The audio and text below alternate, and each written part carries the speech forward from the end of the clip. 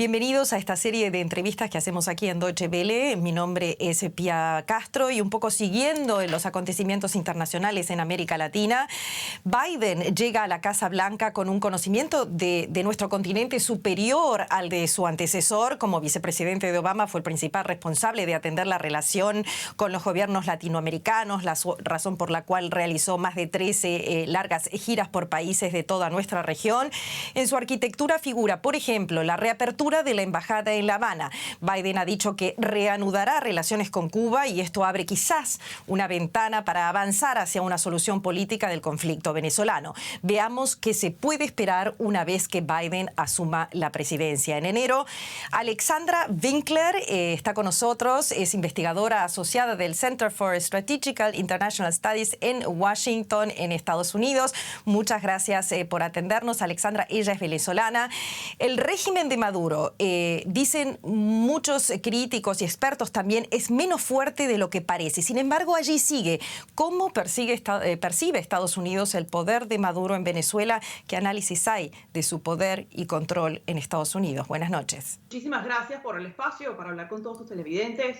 Yo creo que los venezolanos somos fortuitos porque en Estados Unidos la causa libertaria por Venezuela siempre ha tenido el apoyo bipartidista, tanto de republicanos como de demócratas, que han alzado su voz para justamente proteger al pueblo de Venezuela del régimen de Nicolás Maduro. Y yo creo que el mejor ejemplo de eso fue en enero de este año, durante el State of the Union del presidente Trump, en donde congresistas tanto demócratas como republicanos, todos se apoyaron, todos se pararon para manifestar el apoyo a Juan Guaidó cuando fue mencionado y lo aplaudieron avasallantemente. Yo creo que esto además se volvió a manifestar, este apoyo bipartidista, justo antes de las elecciones del 20 de octubre, en una resolución emitida desde el Congreso de los Estados Unidos, donde se rechazaba el fraude electoral de Maduro el 6 de diciembre y se sigue reconociendo a Juan Guaidó como presidente encargado de Venezuela. Y yo creo que ahí está la clave. Yo creo que por más que sea que la administración de Estados Unidos vaya a cambiar el 20 de enero justamente con la entrada de Joe Biden y Kamala Harris, yo creo que esa política de Estados Unidos va a continuar. Se va a seguir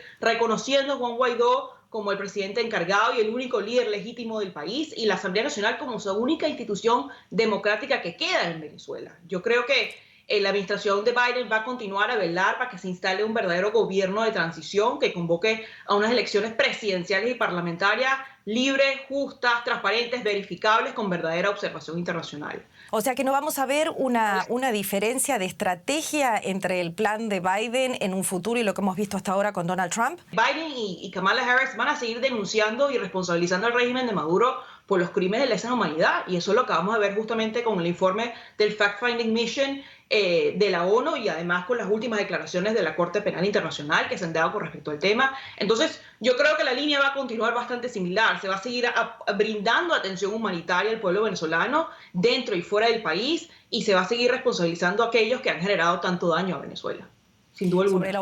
Sobre la oposición, sobre el rol y el reconocimiento de Guaidó, señora Winkler recién lo dijo, va a seguir el apoyo hacia Juan Guaidó, pero hablemos un poco de la oposición en Venezuela. Biden seguramente apoyará a una oposición reconocida y quizás respetada también por la Fuerza Armada Bolivariana. ¿Estamos muy lejos de esto en Venezuela? Sobre la oposición, sobre el rol y el reconocimiento de Guaidó, señora Winkler recién lo dijo, va a seguir el apoyo hacia Juan Guaidó, pero hablemos un poco de la oposición en Venezuela. Biden seguramente apoyará a una oposición reconocida y quizás respetada también por la Fuerza Armada Bolivariana. ¿Estamos muy lejos de esto en Venezuela? Mira, en Venezuela debe continuarse la lucha por la libertad, y la mejor forma de hacerlo en este caso es mantener el orden constitucional de las instituciones democráticas en Venezuela. Y hoy ya todo el mundo lo vio, lo del 6 de diciembre no fue una elección, fue un fraude, y así fue determinada por más de 50 países del mundo. Entonces,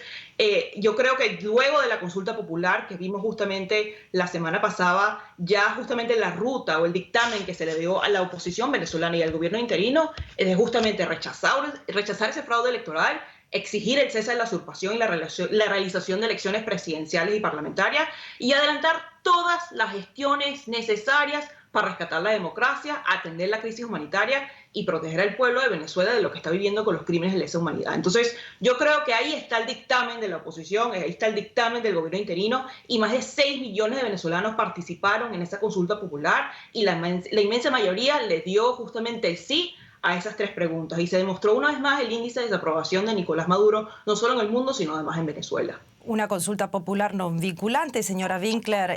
¿Qué consecuencias puede tener esto? Fue un proceso de participación ciudadana que se realizó sin infraestructuras estatales, electrónicas, en el marco de un ambiente represivo, con voluntarios los cuales padecían de la falta de conectividad, de gasolina, de servicios que padece el país, todo esto en el marco de una emergencia humanitaria. Entonces, yo creo que la consulta popular logra justamente legitimizar la causa libertaria por Venezuela y fue una misión heroica y fue una misión exitosa que justamente consiguió que los venezolanos votaran de forma electrónica y presencial. Entonces, yo creo que lo que hace la consulta popular es dictar justamente una ruta muy clara, que hay que continuar por reivindicar justamente los derechos sociales, los derechos humanos en Venezuela y por supuesto continuar con las vías de la justicia universal, la justicia internacional y por supuesto rescatar los principios de responsabilidad para proteger que son bastante importantes en el caso del contexto venezolano. Una hoja de ruta que no sabríamos entender si está realmente clara para la oposición. La oposición no tiene un líder, no hay un liderazgo, estas no son mis palabras, nadie es el jefe, estas son palabras de Enrique Capriles, también una voz opositora, estuvo durante los últimos 2 años un poco lejos del micrófono, ahora vuelve y da por acabado el desafío que Juan Guaidó planteó a Nicolás Maduro en enero de 2019. O sea, ¿cuál será el rol de la oposición cuando vemos que ya hay una posición totalmente dividida en los momentos más difíciles de Venezuela? La mejor representación de la democracia es que hayan distintos partidos políticos en Venezuela y por supuesto vamos a encontrar, como en todas las democracias más importantes del mundo, diferencias en opiniones, diferencias en ideologías. Yo creo que en lo que todo el mundo está de acuerdo, en que el objetivo primordial y más claro es en el cese de la usurpación de Nicolás Maduro. Y creo que todos estamos de acuerdo en que se necesita tanto de la presión interna como de la comunidad internacional para lograrlo. Entonces, Juan Guaidó ha sido el presidente encargado de Venezuela durante los últimos años y justamente con esta consulta popular y con la manifestación de la voluntad de tantos venezolanos, ese apoyo estamos seguros que va a continuar. Nuevamente, ¿cuánto poder tiene Nicolás Maduro cuando hablamos que necesitamos los poderes institucionales de nuestro lado y que sabemos que no están en un funcionamiento dentro de lo que es el marco de la democracia? Nicolás Maduro, y creo que en muchos países del mundo, y los venezolanos también lo reconocen, forma parte de un Estado criminal. Entonces, yo creo que eso es algo importante para contextualizar y dimensionar el nivel del problema que hay en Venezuela y la importancia entonces de la presión interna y la presión externa. La radiografía es muy clara en Venezuela. La radiografía dice que Nicolás Maduro es una amenaza para la región, comete crímenes de lesa humanidad, está secuestrada por el narcotráfico, está secuestrada por grupos irregulares, ha producido una emergencia humanitaria compleja. Más de 9.2 millones de venezolanos viven en riesgo de seguridad alimentaria según la última encuesta en COVID y más del 80% de los venezolanos viven en pobreza multidimensional. Yo creo que a nadie le cabe duda que Nicolás Maduro lo que ha generado es un deterioro importante en el país y que la prioridad de todo el mundo tiene que ser el cese de la usurpación a través de las vías de la justicia universal, de la justicia internacional o justamente de los principios de la responsabilidad para proteger vías. Yo creo que todo el mundo tiene la radiografía clara y creo que todo el mundo está de acuerdo en que un cambio tiene que generarse en Venezuela para que justamente el deslave humano que está sucediendo culmine lo más rápido posible. Nos quedamos en la justicia universal, nos quedamos en la justicia internacional. La Organización de los Estados Americanos, la OEA, aprobó un proyecto que repudia los comicios venezolanos y desconoce el resultado de la Asamblea Nacional. Esto fue hace muy poco, el último órgano que ya dijimos estaba controlado por la oposición. El proyecto, por ejemplo, internacionalmente no fue apoyado por Argentina y otros países que prefieren mantenerse neutrales. Para la oposición venezolana, ser neutral es ponerse del lado del opresor. ¿Usted entiende las posiciones de neutralidad frente a Venezuela en América Latina? No se puede ser neutral.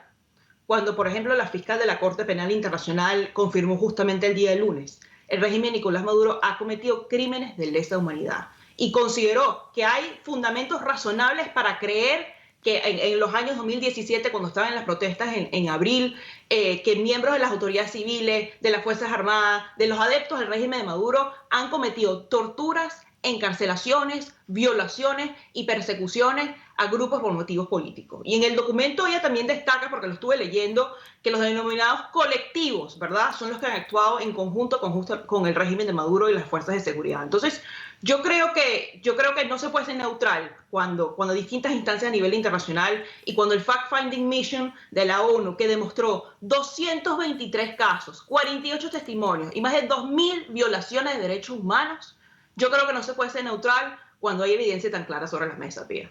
donde se denuncian violaciones atroces de derechos humanos contra Maduro. Maduro se ofende y se va. Hay algunos ejemplos. Se fue de la OEA, de la Corte Interamericana de Derechos Humanos, hasta amagó con irse de las Naciones Unidas, pero quizás de La Haya no puede. Venezuela reconoce la competencia del Tribunal de Justicia. Allí denunció también Maduro a Estados Unidos por las sanciones y allí se presentaron, como usted dijo, evidencias de sus crímenes de lesa humanidad, que según la Corte Penal Internacional comenzará quizás una investigación. Los tiempos de la justicia universal sabemos que son lentos. La Corte dijo hace unos días que va a seguir esta investigación. ¿Qué puede lograr la Corte Penal Internacional y qué esperanzas pone usted aquí? Supuestamente en una próxima audiencia el organismo va a determinar si procede el inicio de un juicio en contra de Nicolás Maduro, lo que podría ser el de encontrado culpable. Va a poder enfrentar una pena máxima de 30 años de cárcel. Y yo creo que la salida de Maduro es lo que estamos buscando todos, y es por eso que esa es una de las vías de la justicia universal que hay que continuar presionando y trabajando a favor de ello. La apertura económica que emprendió en los últimos meses el gobierno socialista de Venezuela se refleja ahora en estos momentos en la bolsa de Caracas, aunque los expertos, y ya sabemos, siempre recuerdan que la bolsa no es la economía real del país. Me pregunto si esta apertura económica y dolarización no dan un alivio y un margen quizás al gobierno que en estos momentos están necesitando. Pero la realidad es que hoy los venezolanos tienen un salario mínimo de $1 o $2. Las personas que están trabajando, los enfermeros, los médicos que están trabajando de primera línea con justamente afianzar o trabajar en contra del COVID-19, no están ganando justamente el sueldo que merecen. Entonces, lamentablemente, el sueldo del bolsillo no se representa y no es suficiente para los venezolanos para comer, para comprar medicinas, para acceder a distintas fuentes de servicios, como puede ser el gas, la gasolina, la electricidad. Hasta la gasolina en Venezuela se paga en dólares. Entonces yo creo, Pía, que justamente la economía lo que va en deterioro y se muestra justamente en la falta de bolsillos y en la emergencia humanitaria compleja que se vive en Venezuela, en donde ya el 80% está sumido en pobreza. Alexandra Winkler, usted está en Estados Unidos, los éxitos se logran en procesos confidenciales. ¿Qué sabe usted de quizás nosotros no sabemos? ¿Está habiendo un proceso de diálogo? Hace un par de semanas Nicolás Maduro dijo que está abierto a este diálogo con Biden. En Venezuela se han vivido muchos procesos de diálogo, se han vivido muchos procesos de negociación, lo vimos con el Vaticano, lo vimos en República Dominicana, lo vimos en Oslo. Yo creo que si se decide en el futuro justamente ir por la vía de una negociación, ahí tiene que haber una negociación con condiciones claras sobre la mesa, con garantías mínimas que permitan que en Venezuela las elecciones presidenciales y parlamentarias se puedan realizar. Repito lo que usted dijo, si se decide ir por una vía de negociación. Si no se decide, ¿cuál sería la otra vía, Alexandra Winkler? Está justamente la justicia universal, la que hemos hablado, la justicia internacional. Lo hemos visto con distintas sanciones que han hecho países alrededor del mundo. Lo hemos visto con operaciones contra narcóticos en el caída de la administración del presidente Trump. Lo hemos visto justamente con hasta las acusaciones de narcotráfico también de la presidencia de Estados Unidos y de justamente la administración de Trump, que también le colocaron un dólar amounts a la cabeza de Nicolás Maduro por su captura. Yo creo que hay distintos mecanismos de presión internacional y nacional, y esos son los que todos se tienen que desencadenar en este momento para justamente lograr la liberación de Venezuela de una vez por todas. Creo que es el deseo de todos los venezolanos en el 2020, sin duda alguna. Y con este mensaje nos quedamos, Alexandra Winkler, desde Washington. Muchísimas gracias por este análisis, estas apreciaciones y mucha suerte.